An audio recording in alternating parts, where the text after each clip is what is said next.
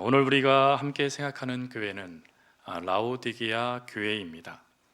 라오디게아 교회는 백성의 정의라는 이름의 뜻을 갖고 있는 도시에서 세워진 교회입니다. 당시 사람들은 라오디게아인들을 향하여 뭐라고 말을 했냐면 레아디시언이라고 이야기를 했다라고 하죠. 이 레아디시언이라는 이 뜻은 하늘에 있어서 열정이 없는 사람, 매사에 미온적인 사람이라는 뜻을 갖고 있습니다. 그러니까 그들이 보았을 때 그냥 빈둥빈둥 되는 사람처럼 보였다라는 것이죠. 그러나 그들의 환경을 보면 이들은 참 열심히 수고했습니다. 이들이 속해져 있는 라오디게아 교회는 지역은 교통, 무역, 금융의 중심지였고 면직과 모직 산업이 발달하였습니다. 그러다 보니 이런 여건 속에서 재력이 풍부한 도시가 될 수 있었죠. 이 재력이 어느 정도까지 그 재력이 풍부했냐면 AD 60년경 이 지역에 큰 지진이 발생됩니다. 그래서 기반 시설들이 거의 파괴되게 되죠. 그 모습을 안타깝게 여겼던 로마 황제는 자신의 여비를 통해 돈을 통하여서 이 도시를 재건해 주고자 했습니다. 그런데 이 라오디게아의 지역에 있는 사람들이 그 황제의 도움을 거절합니다. 오히려 자신들이 갖고 있는 돈으로 이전보다 더 큰 도시로 세우게 되어집니다. 그러니 그 모습만 봐도 이 지역은 참 부유한 도시였구나 하는 것을 알 수 있게 되죠. 그리고 그 부유함뿐만 아니라 이곳에는 오늘날의 의과대학이 있었다고 합니다. 특별히 이 의과대학의 과목 중에 대표적인 과목은 안과였다라고 하죠. 그래서 오늘 본문에도 나와 있지만 안약, 이 눈 치료에 대해서는 탁월한 곳이었기 때문에 많은 사람들이 눈의 질병 가운데 고침받기 위해서 이곳에 의료적인 도움을 받기 위해 찾아오던 곳이었기까지 합니다. 그러니 의술로도 또 경제적으로도 조금도 부족함이 없는 곳에 세워진 교회가 바로 라오디게아 교회입니다. 근데 이 라오디게아 교회는 사실 사도 바울의 복음의 역사를 통해서 훈련을 받았던 에바브라를 통해 세워진 교회입니다. 근데 이 교회, 하나님의 교회에 안타깝게도요, 저희가 지금 7교회를 살피고 있지만 그 7교회는 한 가지 특징이 있는데 그것은 주님을 통해 칭찬을 받고 그러나 너희에게 부족한 것이 있다라는 책망이 나타나는 것입니다. 그런데 이 라오디게아 교회는 칭찬이 없습니다. 오로지 책망만 언급되어져 있는 교회가 바로 이 라오디게아 교회이죠. 그러면 이 라오디게아 교회를 향하여서 주님은 뭐라고 책망하십니까? 그 모습을 보면 이 교회의 문제를 우리는 파악할 수 있습니다. 주님은 크게 두 가지로 이 교회를 책망하시는 특징을 말씀하시는데 첫 번째로는 미지근한 신앙을 갖고 있었다라는 것입니다. 본문에서 쓰여져 있는 이 미지근하다라는 이 단어는 어떤 의미를 갖고 있냐면 사랑에 대한 무감각함과 열정 사이에 방황하고 동요하는 영혼의 상태, 즉 하나님의 말씀에 반응하지 못하고 하나님께 열정적으로 순응하지 못하고 오히려 자신의 신앙이 방황하며 요동하며 흔들려 버려서 후에는 아무짝에도 쓸데없는 상태가 되어지는 것, 그것이 바로 미지근하다라는 표현입니다. 근데 이 미지근하다라는 표현의 핵심은 열정이라는 단어이죠. 그러면 열정이라는 이 단어는 어떤 의미를 갖고 있습니까? 보통 우리들이 구호를 외치거나 또 이야기를 듣거나 설교를 들을 때 열정의 사람이 되자, 열정의 메이커가 되자라고 우리가 이야기를 하는데 도대체 그 열정이 뭐냐 하는 것이죠. 이 열정을 뭐라고 히브리어는 얘기하냐면 엔데오스라는 단어로 씁니다. 엔데오스는 두 단어가 합쳐져 있는 합성어입니다. 엔이라는 단어는 들어오다라는 뜻이고 데오스라는 단어는 하나님이라는 뜻이죠. 그래서 열정이라는 이 단어는 주 안에 있다라는 뜻입니다. 그리고 그 의미적인 해석은 이렇습니다. 열정적인 삶은 주 안에 있을 때 가능하기에 주님이 우리 안에 들어오심으로 우리가 그분을 위해서 열심 있는 삶을 살아가는 것, 그것을 열정이라는 것입니다. 그러니 열정의 핵심은 주님이 내 안에 들어오시는 거라는 거예요. 주님이 내 안에 들어오셔서 들어오신 주님께 내가 반응하며 삶으로 그 하나님께 영광을 돌리는 것이 바로 열정이라는 것입니다. 그래서 열정의 사람이 되자라는 것은 무엇인가 의지의 결단, 단결을 말하는 게 아니라 삶을 이야기하는 것입니다. 삶 속에 예수님이 보여지는 것 말입니다. 근데 문제는 이 라오디게아 교회는 이 열정을 잃어버렸다라는 것입니다.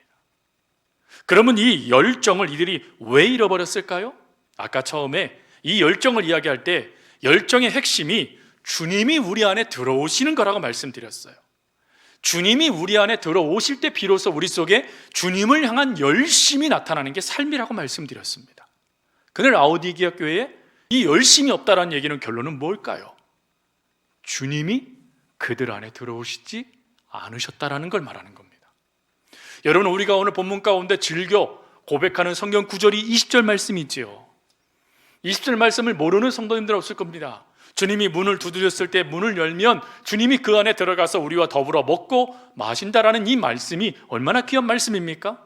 근데 이 말씀이 왜 등장했느냐? 바로 라오디게아 교회의 문제 때문에 등장한 말씀이라는 거예요. 즉, 이들이 예수님을 영접하지 않았다라는 것을 말씀해 주는 것입니다.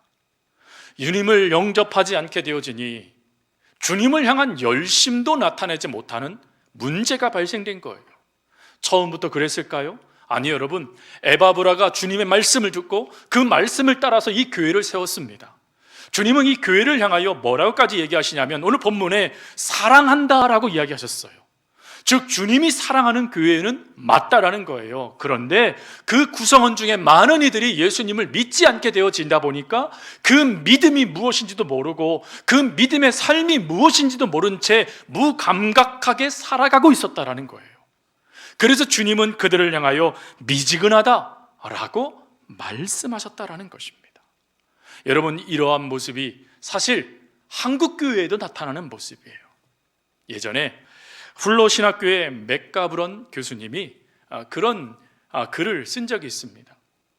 교회 안에 열정적인 사람이 몇 퍼센트나 될까? 여러분, 몇 퍼센트가 될 것 같습니까? 주님을 위해서요 헌신하는 사람들 말입니다. 예수님을 믿고 삶을 드린 사람들 10%랍니다. 10%의 성도들이 주님을 위해서 열정적으로 헌신한답니다.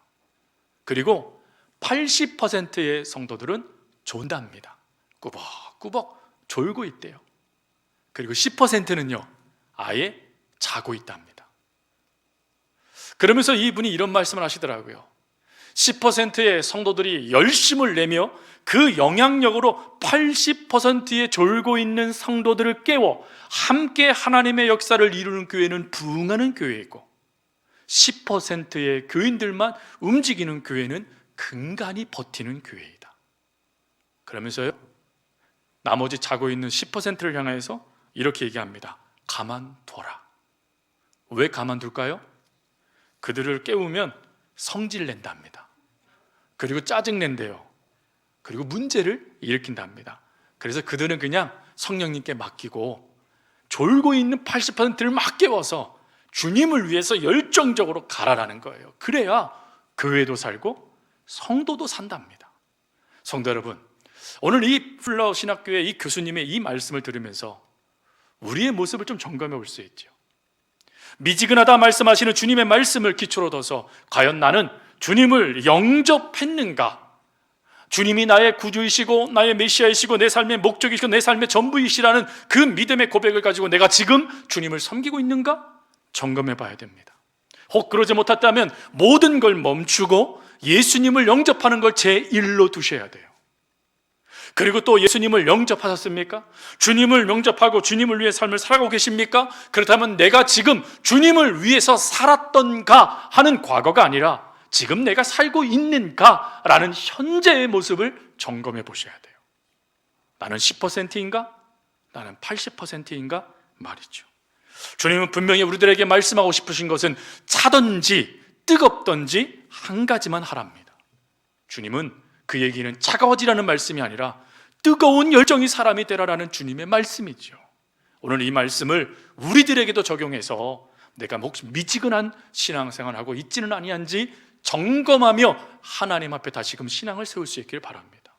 또 두 번째가 착각의 신앙이라는 거예요. 오늘 본문에 주님이 이 라오디게아 교회를 향하여 뭐라고 말씀하시냐면 알지 못한다 라고 말씀하세요. 여기서 안다라는 이 단어는 지식적으로 무엇인가를 습득하여 아는 것을 말하는 게 아닙니다. 여기서 이 알다라는 이 단어는 인지적인 알을 말하는 거예요. 이 인지적인 암이라는 그 기준 가운데 영어 성경 NIV는 이 단어를 뭐라고 표현하냐면 릴리즈라는 단어로 표현했어요. 깨닫는다. 내가 어떤 존재인지 깨닫는다라는 거예요. 그러므로 이 알다라는 이것을 구체적으로 그 의미를 해석하라면 내 모습이 어떤 모습인지 알고 그것을 발견하는 것을 말하는 겁니다. 여러분, 우리들이 찬송가를 부를 때마다 눈물을 흘리고 또 그 속에마다 우리들의 삶을 되돌아보는 찬송가가 있죠. 그 중에 대표적인 찬송가가 바로 나 같은 죄인 살리신 주 은혜일 겁니다. 그 은혜가 얼마나 크고 놀라운지 그 은혜를 우리가 그 찬송으로 부를 때마다 우리는 눈물을 지어요. 왜 눈물을 지었습니까? 내가 누군지가 깨달아졌다라는 거예요. 내가 하나님 안에서 어떤 삶을 살았는지가 깨달아졌다라는 겁니다. 인식했다라는 거예요. 난 죄인이 맞았구나라는 걸 말이죠. 그런데 주님이 그런 나를 자녀 삼아 주시고 구원해 주시고 심지어 오늘 본문의 말씀처럼 사랑한다 말씀해 주셨으니 이것이 얼마나 큰 은혜입니까? 그래서 그 은혜 때문에 감사하여 눈물을 흘리는 것이 이 찬송의 중요한 은혜이지 않습니까? 바로 이러한 은혜를 깨닫는 것, 하나님은 그것을 우리에게 요청하시고 라오디게아 교회에도 요청하셨어요. 근데 안타까운 것은 이 라오디게아 교회는 착각했다라는 거예요. 어떻게 착각했을까요? 자신들이 행했던 모든 것들을 바라보며 이만하면 됐겠지라고 생각하고 자신의 스스로 만족해하며 자아 도취에 빠져서 다른 사람들이 알고 있는 문제에는 전혀 관심도 두지 않고 스스로 잘하고 있다는 착각 속에 종교 생활을 하고 있었다라는 것입니다. 여러분, 성도들 가운데서도 이 정도면 됐어 라는 생각이 드실 때가 있을 거예요. 그때 우리는 넘어질 수 있습니다. 그때 우리는 주님을 놓칠 수 있어요. 성경의 말씀에 보면 이만하면이라는 단어는 없어요. 죽도록 충성하라라는 말씀은 있죠. 즉 주님께서 우리를 부르실 때까지 우리는 철저하게 주님 안에서 주님을 위한 삶을 끊임없이 살아가는 자들이 돼야 돼요. 부족할 수 있고 넘어질 수 있고 연약해질 수 있고 그 의지의 결단도 바닥을 칠 수 있어요. 그럼에도 불구하고 끝까지 주를 위해 살아가는 삶을 살아야 돼요.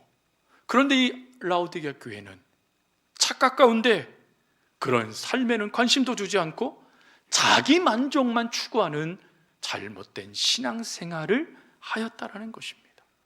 그래서 주님은 그들을 향하여 지적하시는 거예요. 회개해라, 깨어라 라고 말이죠.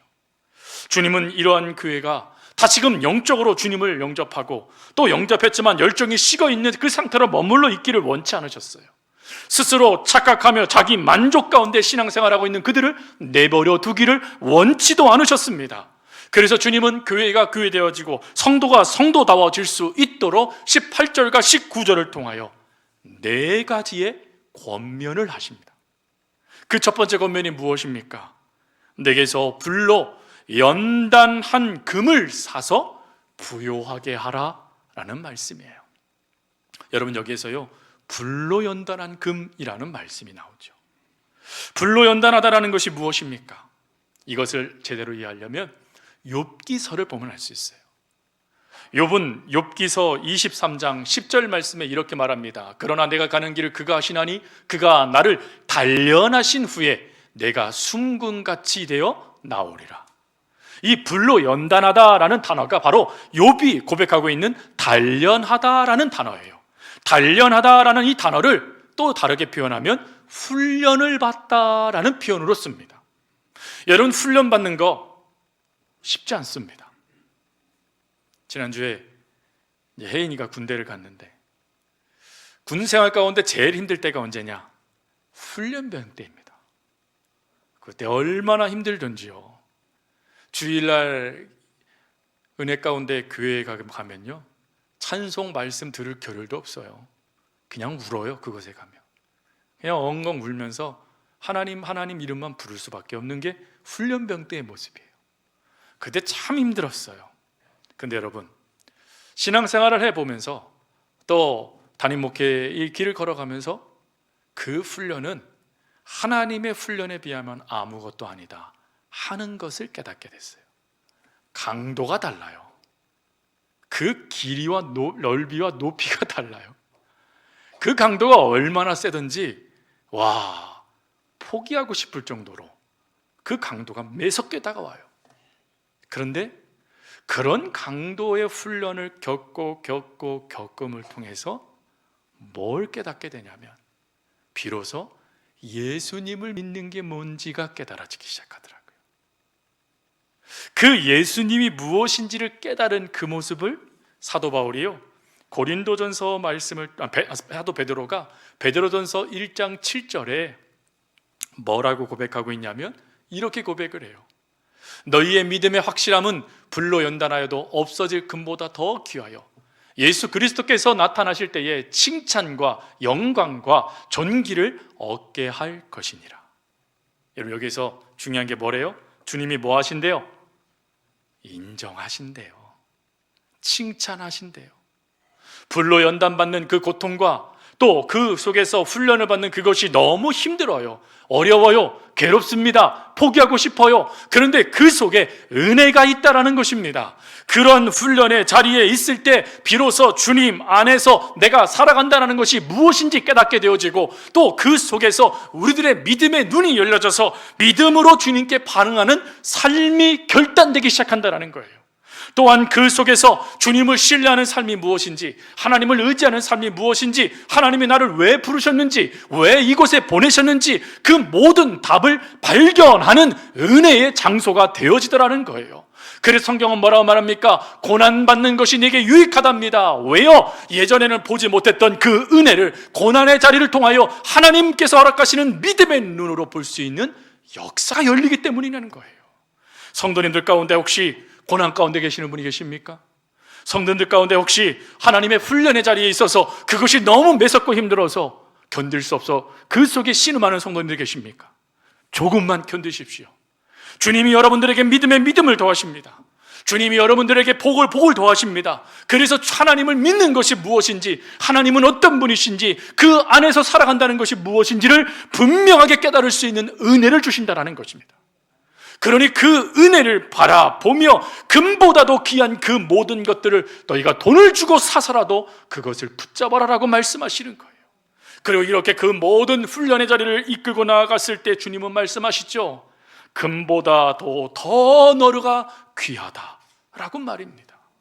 그렇게 인정해 주실 주님의 그 역사를 바라보면서 성도 여러분, 불로 연단받는 그 훈련의 자리, 하나님께서 여러분들을 훈련시키며 세워주시는 그 자리를 마다하지 마십시오. 그 자리가 저와 여러분이 살 수 있는 은혜의 자리입니다. 그리고 두 번째, 흰옷을 사서 입어라 라고 말씀하세요. 이 흰옷을 사서 입어라 라는 말씀을 하시기 전에 주님은 이 라오디게아 교회를 향하여 뭐라고 말씀하십니까? 벌거벗은 상태다라고 말씀하세요. 너희가 벌거벗은 수치를 당하고 있다라고 말씀하세요. 이 벌거벗다라는 이 단어는 구약에서요 가장 중요하게 하나님이 이스라엘 백성들을 평가할 때 쓰여졌던 구절이에요. 에스겔 16장 36절 말씀에 가보면 여호와께서 이렇게 말씀하세요. 내가 내 누추한 것을 쏟으며 내 정든 자와 행음함으로 벗은 몸을 드러내며 또 가증한 우상을 위하여 내 자녀의 피를 그 우상에게 드렸은즉, 즉 네가 벗었다라는 하나님의 평가는 단지 내가 옷을 벗는다라는 평가가 아니라 엉뚱한 옷을 입고 있다라는 것을 말씀하시는 거예요. 그 대표적인 게 바로 우상 숭배라는 거예요. 그러니 여러분, 주님께서 이 라오디게아 교회를 향하여 너희가 벌거벗은 수치를 당했다라는 것은 뭘 의미하는 것이냐면 이들이 하나님을 믿는다 하면서 우상 숭배를 금하지 않았다라는 거예요. 그 우상 숭배를 통하여 받고 있는 그 역사를 통해 우상 숭배의 모습을 끊임없이 이들이 붙잡고 유지하고 있었다라는 것입니다. 그래서 주님은 그 죄를 회개해라 라고 말씀하시는 거예요. 그리고 이렇게 말씀하신 이유는 그들을 부끄럽게 하심이 위함이 아니라 그들이 그 우상 숭배를 말미암아 상실했던 하나님의 백성의 모습을 다시금 회복하라라고 말씀하시는 하나님의 사랑의 말씀인 것입니다. 그리고 또한 흰 옷이라는 이 단어는 요한계시록에서 중요하게 언급되는 단어입니다.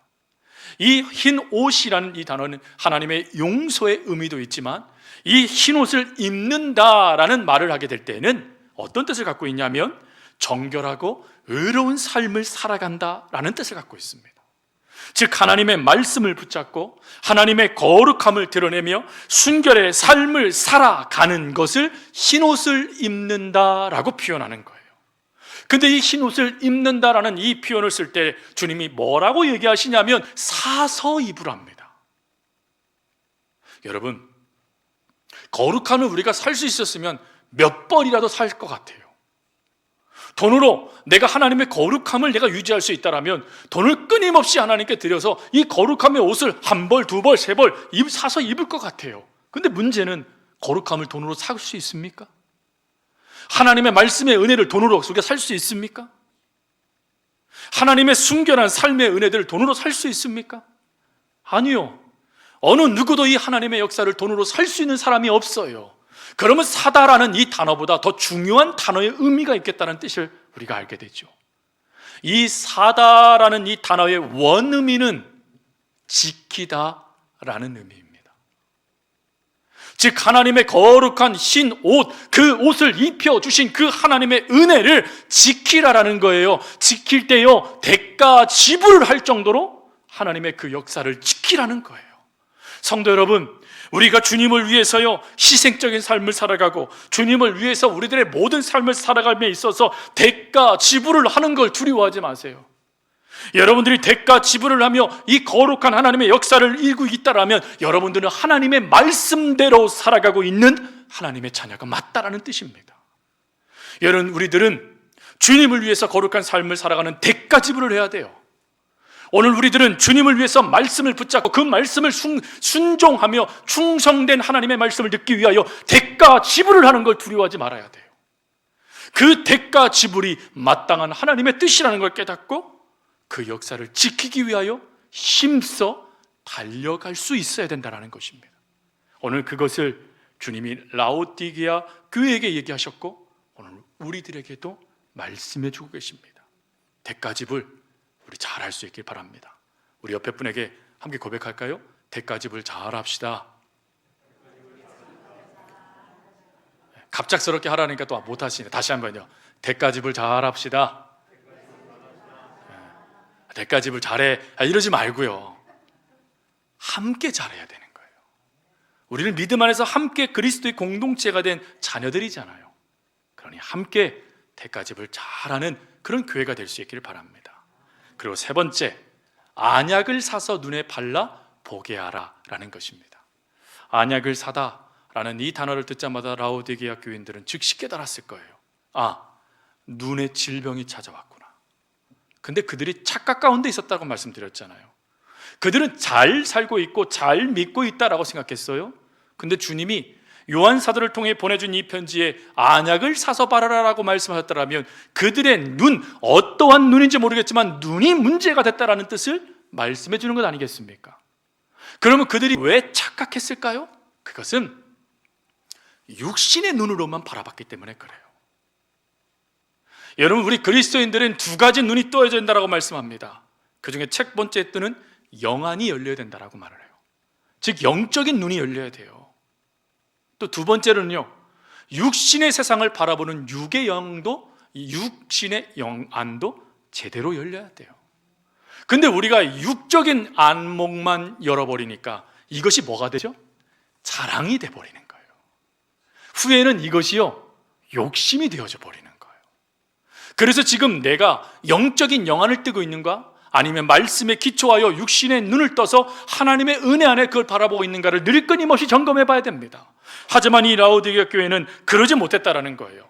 영적인 눈을 뜨지 못하고 육적인 눈을 뜨고 모든 것을 바라보니까 하나님을 향하여 내가 왜 헌신해야 돼? 왜 순종해야 돼? 왜 그렇게 살아야 돼? 그 의미를 알지 못해요. 또 무엇이 문제야 돼? 문제지? 무엇 때문에 내가 그래야 되지? 영적인 분별도 하지 못하네요. 영적인 분별도 하지 못하니 올바른 판단도 하지 못하고, 올바른 판단도 하지 못하니 하나님과 상관없는 엉뚱한 삶을 살아가는 거예요. 그래서 주님이 그런 말씀하시지 않습니까? 내가 도무지 너희들을 알지 못한다. 지금 그 말을 주님이 이 라오디게아 교회의 교인들에게 말씀하고 계시는 거예요. 여러분, 이러한 연약함이 우리들 가운데 나타날 수 있어요. 하나님의 말씀을 들었을 때 그 말씀이 불편해지는 일들이 있을 수 있습니다. 여러분, 혹시 하나님의 말씀이 여러분들 속에 들어왔을 때 그거 여러분들의 마음이 불편해지고 그것 때문에 여러분들의 마음이 답답해지십니까? 그 말씀은 반드시 여러분들이 먹어야 돼요. 왜요?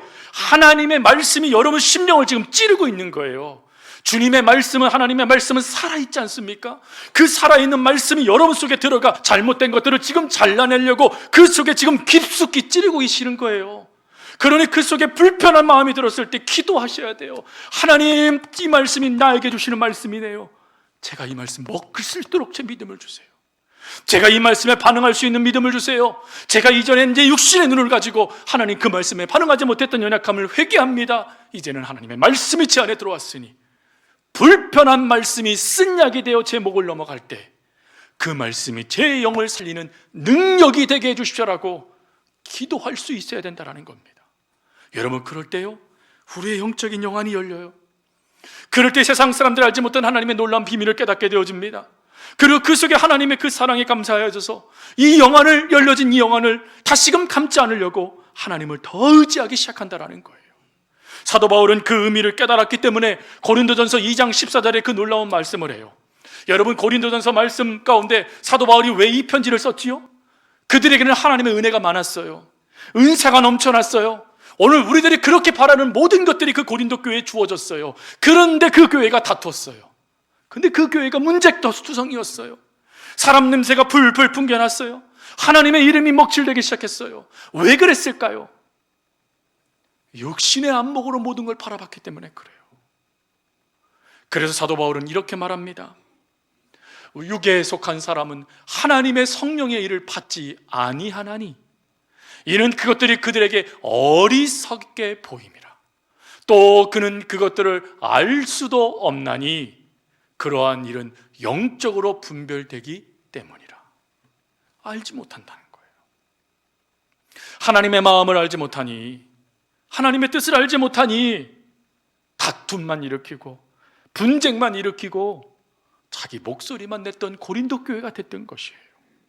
그런데 그 고린도 교회의 모습이 지금 라오디게아 교회의 교인의 모습이었다라는 것입니다. 그래서 주님은 그 교회를 향하여서 안약을 발라서 너희 눈을 보게 해라. 영적인 눈을 떠야 하나님이 바라보는 것, 왜 우리가 주님을 믿어야 되는지, 주님이 왜 우리를 위해서 죽으셨는지 그 모든 것을 깨달아 흔들림 없이 미혹함 없이 주님을 위한 삶을 살아갈 수 있게 된다라고, 영적인 수많은 유혹들을 물리치며 하나님 기뻐하는 삶을 살아갈 수 있다라고 권면해 주고 계시는 것입니다. 성도 여러분, 우리들도 육신의 안목이 아닌 영적인 눈을 뜨게 해달라고 끊임없이 기도하는 교회가 될 수 있기를 바랍니다. 그래서 그걸 통해서 하나님의 마음을 깨달아 그 마음 속에 하나님을 위해 삶을 살아가는 우리 모두가 될 수 있기를 바랍니다. 그리고 마지막 네 번째, 열심을 내고 회개하라 라고 말씀하세요. 이 열심을 내다라는 이것은, 내다라는 이것은 가지다라는 뜻이에요. 열심을 가져야 된다라는 거예요. 여러분, 열심을 갖지 못하면 무관심한 상태, 그리고 미지근한 상태로 남아있을 수밖에 없어 주님이 뱉어버리는 그러한 자가 될 수밖에 없다라는 것입니다. 여러분, 교회는 바로 이러한 모습에 늘 경각심을 갖고 나는 지금 열심을 내고 있는가, 열정의 사람인가, 주님을 믿음으로 말미암아 그 믿음 안에 내가 온전히 서고 있는가를 끊임없이 점검받아야 될 하나님의 사람들이어야 된다는 것입니다. 성도 여러분, 세상 사람들이 교회를 바라봅니다. 세상 사람들이 교회를 바라볼 때 세상 사람들이 우리가 예배를 어떻게 드리는지, 교회를 어떻게 섬기는지, 교회를 위해서 어떻게 봉사하는지에 대해서는 관심이 없어요. 그들이 유일하게 관심을 두고 있는 것은 오늘 예수 믿는 우리들이 예배 드린 대로 살아가고 있는지, 하나님의 말씀을 받은 대로 살아가고 있는지, 하나님을 제대로 믿고 있는지 하는 그것에 관심을 두고 있습니다. 이렇게 삶을 살아간다는 것을 뭐라고 표현하냐면 교회의 역동성이라고 표현합니다. 교회의 역동성은 우리가 어떤 모습을 가지고 교회를 힘써 섬기고 있는가가 아니라 어떠한 모습을 가지고 주님 뜻대로 살아가고 있는가 하는 것이 교회의 역동성이라는 것입니다. 우리가 이 교회의 역동성을 놓쳐버리면 교회는, 하나님의 역사는 단절되어진다는 것입니다. 그러면 어떻게 하면 이 교회의 역동성을 우리가 다시 회복할 수 있을까요? 그것을 말해주는 말씀이 사도행전 2장 말씀이에요. 여러분, 사도행전 2장 말씀에 가보면 예수님을 믿었던 제자들은 도망자예요. 그들이 두려워서 숨어 있었어요. 그러나 그들이 의지한 게 있었지요. 하나님의 말씀이었습니다. 그래서 그 말씀에 따라 3, 4, 5 모여서 하나님의 역사를 되새김질하며 그 하나님의 때를 기다릴 때 하나님이요 오순절 마가의 다락방의 역사를 그들에게 역사하시지 않습니까? 그 역사 가운데 이들이요 열정의 메이커들이 됩니다. 두려워 떨던 이들이 그 문을 열고 사람들에게 나아가 하나님의 귀한 말씀을 증거하는 믿음의 사람들이 되어졌어요. 즉 열정이라는 이것은 성령의 역사가 우리 가운데 임해온 자들에게 반드시 나타날 수밖에 없는 모습이라는 것이에요. 그러면 어떻게 하면 또 이렇게 열정의 모습들이 우리 가운데, 성령의 역사가 우리 가운데 임해올 수 있지요? 이거에 대한 답을 주는 게 19절 20절이에요 19절에 주님이 뭐라고 말씀합니까? 회개하라 라고 말씀하세요. 여러분, 이 회개를 뭐라고 이야기하냐면 회개는 미지근한 신앙을 다시금 치료하는 치료제이다 라고 이야기를 해요. 즉 우리가 미지근하여 정말 하나님께 반응하지도 못하고 오히려 엉뚱한 것에 동요할 수밖에 없는 그 엉터리의 신앙에서 다시금 깨어나 하나님이 원하는 삶으로 살아갈 수 있는 유일한 길이 회개라는 것입니다. 그리고 이 회개와 함께 동시에 나타나는 게 20절이요 영접하는 것, 하나님을 영접하는 것이 동시에 나타나는 거예요. 이런 말씀을 통해 우리는 확신 가운데 서게 돼요. 여러분, 우리들은 예수님을 영접했습니다. 그렇죠? 오늘 이 자리에 혹시 예수님을 영접하지 않은 분들 계십니까? 그러면 예배 후에 저를 찾아와 주십시오. 함께 영접하고 주님에 대해서 우리가 배워가면 돼요. 근데 우리는 모두가 다 예수님을 영접했잖아요. 그럼 영접했다라는 것은 우리 속에 누가 계신다는 거예요? 성령님이 계신다는 거예요. 물론 예수님도 우리와 함께 하세요. 하나님도 우리와 함께 하세요. 그러나 선물로 주시겠다 약속하신 성령님이 우리 속에 들어와 있다라는 것입니다. 그런데 왜 우리가 열정의 사람이 되지 못할까요? 그 이유에 대하여 사도 바울은 에베소서 4장 30절에 이렇게 말합니다. 성령을 근심하게 하기 때문이다. 근심하다, 쉬운 말로요 가둬두다라는 거예요. 내가 원할 때만 성령님을 끄집어내는 그런 모습들이 우리 가운데 있었다라는 것입니다. 그래서 그러한 삶을 우리가 반복하다 보니 열정이, 성령의 충만함의 열정이 우리 속에 우리의 모든 것을 뒤덮여 사람들에게 나타나야 되는데 그러지 못하고 오히려 우리 자신조차도 메말라 쩍쩍 갈라진 논과 같은 그런 역사들이 나타났다는 거예요. 그래서 이 역사를 우리가 다시금 성령의 은혜를 회복하기 위해서 사도 바울은 갈라디아서 5장 18절 이렇게 말합니다. 너희가 만일 성령의 인도하시는 바가 되면 율법 아래 있지 아니한다. 성령님이 우리를 인도하시도록 우리의 삶을 하나님 앞에 내어 놓아야 된다라는 것입니다. 그래서 주님이 이러한 삶을 살아가기 위해서 회개하라 라고 말씀해 주신 거예요. 말씀을 마칩니다. 여러분, 라오디게아 교회는 우리 주님이 포기하지 않으셨어요. 책망하셨습니다. 너희들 어떻게 이렇게 살 수 있어? 라고 우리 주님이 말씀하셨어요. 하지만 그럼에도 불구하고 원하셨습니다. 이들이 다시금 회복되어지고 이 씨들이 다시금 하나님의 말씀을 이끌고 그 말씀에 따라 살아가며 하나님이 기뻐하는 하나님의 백성이 되기를 하나님은 원하셨다라는 것입니다. 그래서 이 라오디게아를 향한 이 편지에 듣다라는 하나님의 말씀을 끊임없이 반복함을 통하여 하나님의 말씀을 듣고 제발 반응해라라고 하나님이 그들에게 말씀해 주신 거예요. 여러분, 우리가 하나님의 말씀이 들려오는 그때부터 우리의 신앙이 자라납니다. 하나님의 말씀이 우리 심령 속에 들어오고 그 말씀이 우리 심령밭에 sem겨질 때마다 우리는 그 말씀의 역사가 우리의 삶을 뒤덮는 은혜를 경험하게 되어져요. 그래서 우리들도 주님이 말씀하시는 이 들어라 라는 이 말씀을 우리들도 힘써서 들을 수 있어야 돼요. 이렇게 듣다 보면요, 우리들도 주님을 위한 삶을 살아갈 수 있습니다. 현 강북교회 담임 목사님이신 황영택 목사님이 쓰신 책 중에 기도의 기본으로 돌아가라라는 책이 있어요. 이 책에요, 서툰 사람들이라는 책에서 나오는 박강수 씨에 대한 짧은 이야기가 있습니다. 제가 다 소개시켜도 없지만 짧게 이야기하면 이겁니다. 사랑, 그 미친 짓이라는 것을 이야기하면서 우리는 아무래도 진짜 미쳤나 봅니다. 그런 굳은 다짐을 한 채 또 사랑에 빠져드니 말입니다 라고 이야기를 해요. 그러면서 이 구절을 제가 읽으면서 번뜩 든 생각이 무엇이냐면, 세상에 참 많은 미친 사람들이 있어요. 그들을 조롱하는 게 아닙니다. 어떤 이는 운동에, 어떤 이는 사업에, 어떤 이는 또 요리에, 어떤 이는 다양한 자신의 재능에 미친 사람들이 있어요. 근데 그 미친 사람들의 공통점이 하나가 있네요. 그게 뭐죠? 그들은 기뻐한다라는 거예요. 실패하던 성공하던 그들은 늘 기뻐요. 거기에 완전히 미쳐 있으니까 행복한 거예요, 그걸 하는 게. 성도님들, 주님께 미치셨습니까? 아멘. 여러분, 왜 우리가 항상 기뻐할 수 있죠? 주님께 미쳤기 때문이에요.